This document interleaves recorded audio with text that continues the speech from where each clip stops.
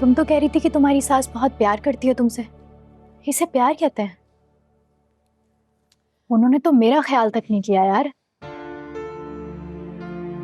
ससुराल की इज्जत करना मेरा फर्ज है। अगर उनको इज्जत राज नहीं आ रही तो मैं क्या कर सकती हूँ। लेकिन फिजा, एटलीस्ट मुझसे तो कुछ मत छुपाओ यार। देख तो लिया है ना तुमने, क्या हुआ था। हाँ, अच्छा मुझे ये बताओ, तुम्हारा शौहर तो प्यार करता है ना तुमसे, लेकिन तुम्हारी सास की तरह वाला प्यार नहीं।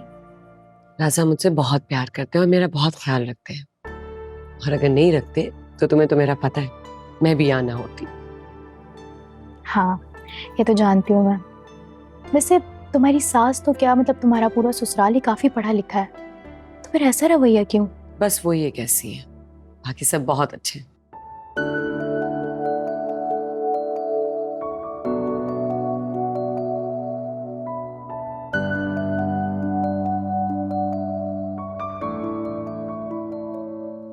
थैंक यू राहत। ये बेगम साहिबा ने भेजा है आपकी। अच्छा ठीक है, मैं रख लूंगी, आप जाएं। जी अच्छा, चलो, उनको मेहमान का तो ख्याल आया। शुक्र है।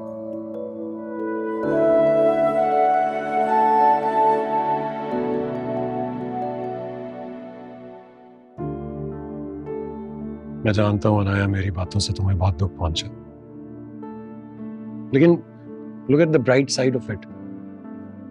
एटलीस्ट हम दोनों को एक दूसरे से सच तो बोलना चाहिए ना। सच बताना, क्या तुम्हें मेरे अलावा कोई और पसंद है? हाँ। कौन है वो? नाम नहीं बता सकता। मैंने सच बोलना अपने बाबा से सीखा और राज को राज रखना अपनी मॉम से। मुझे बताने में क्या प्रॉब्लम है अली? ऐसी बात नहीं है, मैं फिलहाल किसी को भी नहीं बताना चाहता। सुनो, मुझे लग रहा है तुम्हें मेरी बात सही से समझ में नहीं आ रही। तुम एक काम करो, अपनी गाड़ी वापस घर भिजवा दो, थोड़ा सा और वक्त गुजारो मेरे साथ, ठीक है?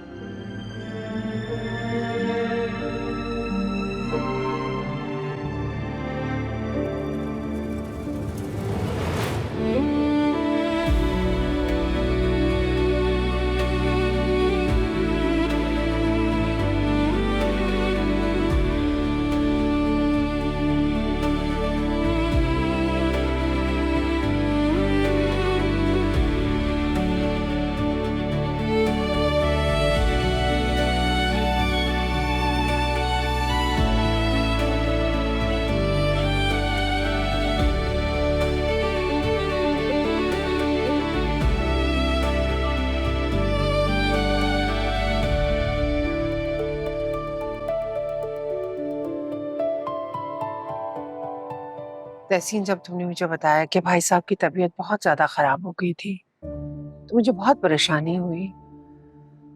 मैं तो कहती हूँ अब तुम हमारे यहाँ शिफ्ट हो जाओ।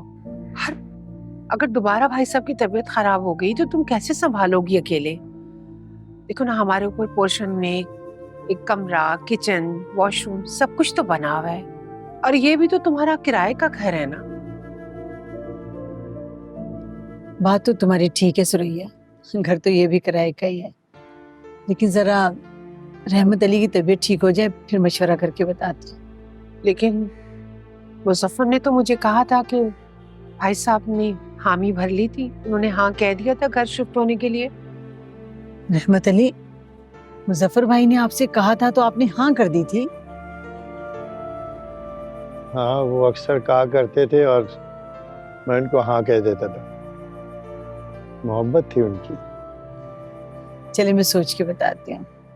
वैसे सुरैया एक बात है, नौमान साहब ने अच्छा किया जो वो आ गए, वरना फिजा तो जाने वाली नहीं थी। अरे और क्या, वो तो ऑफिस ज्वाइन करने वाली थी। तहसीन, मैं कह रही थी कि जरा जहां बेगम के घर तो जाओ, जरा माहौल तो देख कर आओ ना, सब ठीक तो है ना? हाँ, मैं कल ही जाऊंगी और देखूंगी कि वहाँ क्या हालात। बताऊंगी फिर तुम्हें। अल्लाह मेरी बच्चियों के नसीब अच्छे करे। आमीन।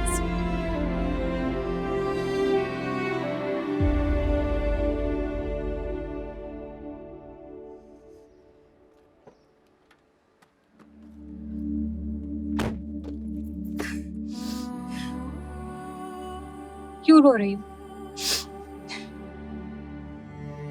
क्या करूं और? रोने से भी तो कोई फायदा नहीं है ना। यार ही सब चीटर। ऐसे मत बोलो। मैं तो बोलूंगी। इस सब के बाद तुम्हारी मोहब्बत जिंदा है या मर चुकी है? ऐसे नहीं होता निम्रा, ऐसे नहीं होता।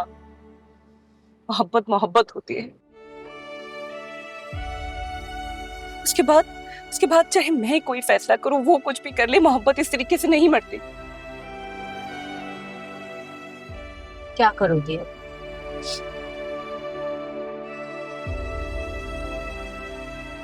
मैं नहीं मिलूंगी उससे।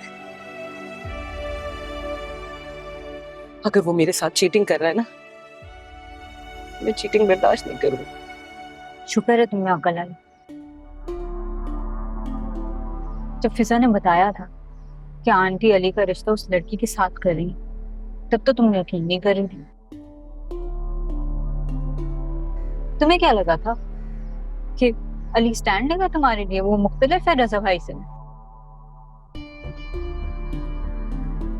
बेवकूफ बनती रही बस। तुम्हें नहीं पता यार, ये अमीर लड़के मोहब्बत को मजाक समझते हैं। बस कर दो प्लीज, बस कर दो। चलो, अम्मी इंतजार कर रही होंगी।